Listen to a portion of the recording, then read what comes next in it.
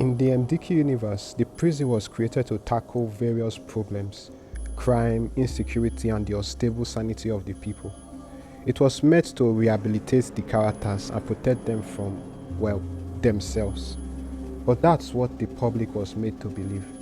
Because far from the knowledge and eyes of the public, various forms of police brutality and secret experiments were being conducted on the inmates. Inhumane experiment that would later bring the downfall of their civilization as they knew it. So sit back and let's explore the secrets hidden beneath Hardtimes prison. As stated before, on the surface, Hardtimes prison looked like a place for rehabilitation, a place where criminals were sent to reflect and possibly change.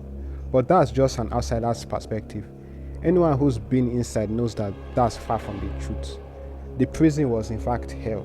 The guards were ruthless, beatings were just punishments, but they were a daily routine, and inmates were often killed for minor things, not even offenses. And the prison system usually just turned a blind eye. You would be one of the lucky ones if beatings were the only things you got in the prison. In the prison of Hardtime, something strange happens when a guard dies. Instead of staying dead, some of them have a chance to come back to life as cyborgs.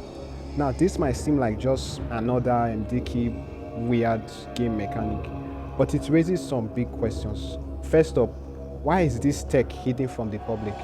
Second, is experimenting on the dead even ethical in the first place? And thirdly, how come this is only used on guards?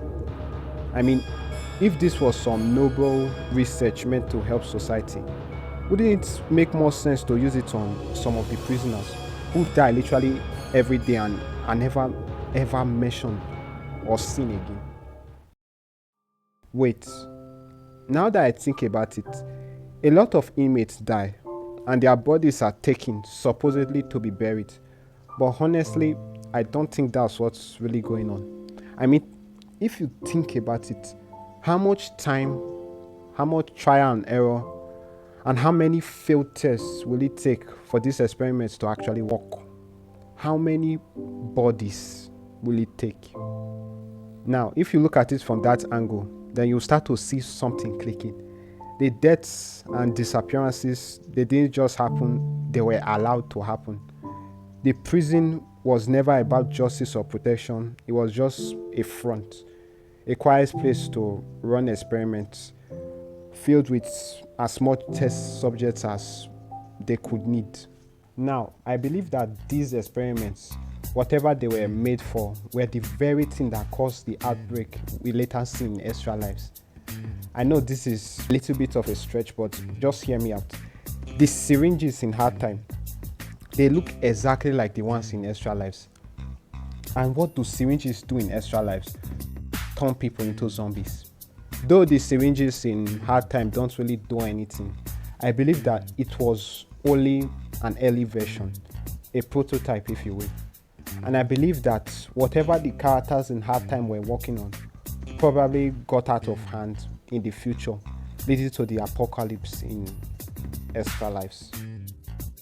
Maybe it was just ground zero, I guess, where everything began. A place where people tried to control death and failed, and later led to the end of everything in Extra Lives, I guess. Or maybe this is all a coincidence and I am just sleep deprived, which might be true.